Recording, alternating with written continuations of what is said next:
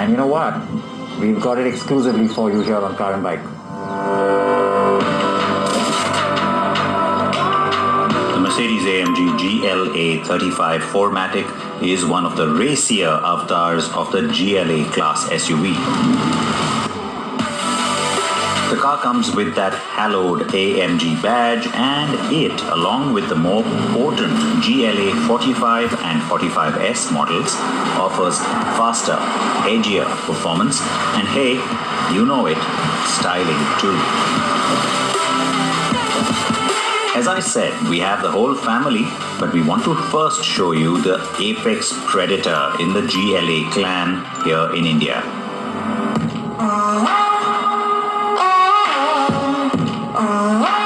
A special car indeed, so we brought it to a special place. To begin with, the new generation of the GLA has more of an SUV proportion when compared to the last car. It's a good looker, and the AMG version more so. Now usually on a sports SUV, it's the styling changes and even some of the mechanical elements that make the car look a little more hunkered down, more sporty.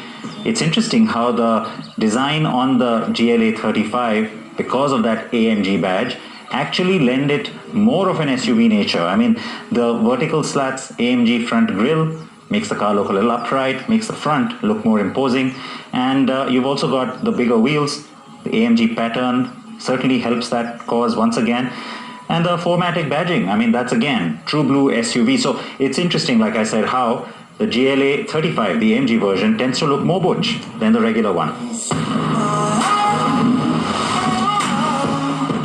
There are 6 colors, and while that includes the Patagonia Red you see here, being a Designo color, this costs extra. 6,70,000 extra to be exact. The car gets a lot of things standard for India, and that list spans everything from the 19-inch wheels to the panoramic sunroof.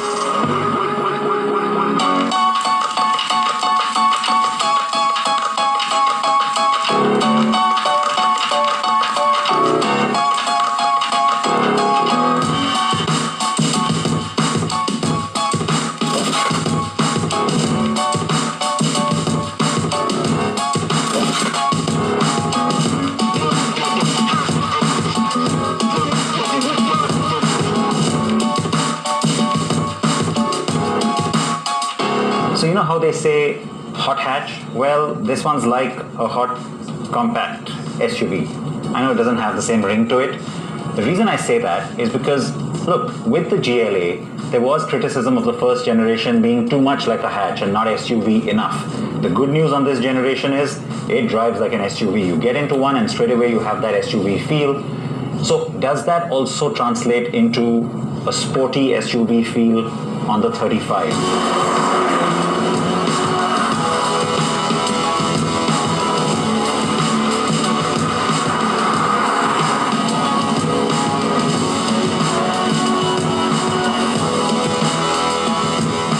There's a little layer to that answer. The simple answer is no, but I think that's a good thing. A lot of people would say, hey, it should continue to feel like an SUV when you're driving it because it is a GLA.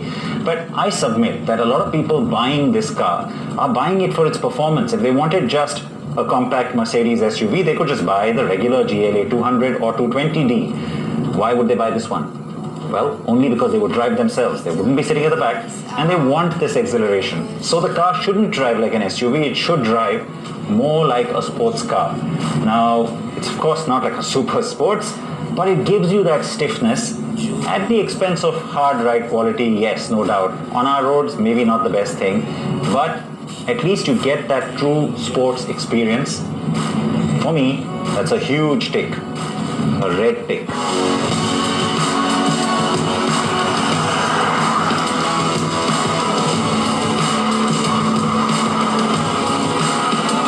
The steering is not as sharp or stiff as I had expected though, but does the job. If you are expecting a typical Mercedes-Benz feel in the car overall, think again. The GLA35 is stiff and best suited for those who like being in the driver's seat.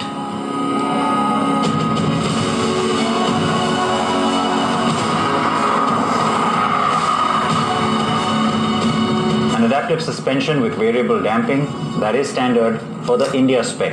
It's a good thing too, because frankly, if you look at our road conditions and marry it to the fact that this is, at the end of the day, a slightly stiffer car, well, obviously, the two things work very well together.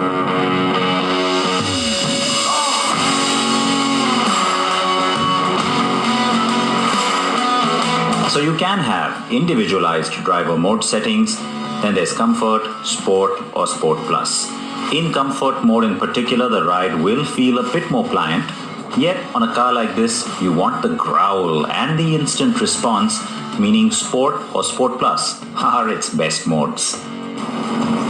The GLA35 uses the Mercedes-Benz M260 4-cylinder engine that also goes into the range-topping Petrol GLA250 overseas. The engine has been given an AMG tune, but it is not made by AMG. That's only on the GLA45. There's a minimum hint of lag, and so along with quick throttle response, you get a gearbox that will comply even if you don't use the paddles. So the great news is that the cabin feels very much like an AMG. It's got all the typical trimmings and trappings of an AMG model in terms of color, palette, material. You got the red stitching everywhere. You've even got the red seat belts, which I love. And so that's the part which will be great because, you know, the 35 is really for people who are driving themselves, owners who are driving themselves. Fits the brief.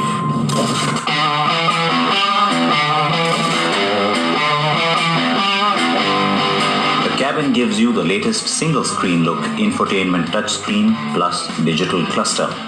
The cluster has customized views of the instruments too.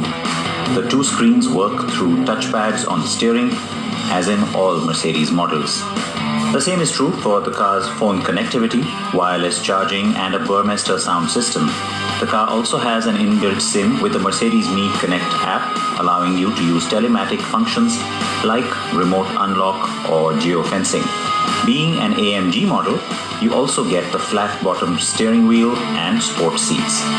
On the safety front, everything and more is standard. Collision warning, tire pressure monitoring, ISOFIX, 7 airbags, including a knee airbag, active brake and brake assist, active bonnet, stability control, anti-lock brakes with brake force distribution, and attention assist. Now it's the three letters at the back of this car. That's the one thing that's going to get a lot of attention besides the car itself. AMG. No surprise to see an AMG parked with an exotic backdrop like that, right? You do see these kind of customers going to these sort of places, but what's going to be interesting is the strategy from Mercedes-Benz India. You've got the compacts driving out, which are locally built AMG models for the first time. So more accessible, a whole lot more perhaps on our roads, and it'll be good to see what the competition does about that. And of course, remember, speaking of being accessible, places like this, getting there in an SUV, easier, isn't it? Yes, this is that AMG badge at under 60 lakh rupees. The pricing for the GLA35 makes it quite attractive given the car's dual personality.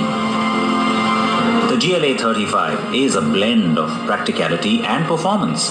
It is relatively affordable than a full-blown AMG model would be, and so I could not be happier that it forms an integral part of the GLA class portfolio here in India, and not just a niche small batch of import units as we saw in the last generation. That portfolio now, as you will recall, stretches to 4 variants then. There's the GLA 200 Petrol, the GLA 220D, and 220D 4MATIC with the AMG trim. Those are the diesels. And then, of course, this car, the GLA 35.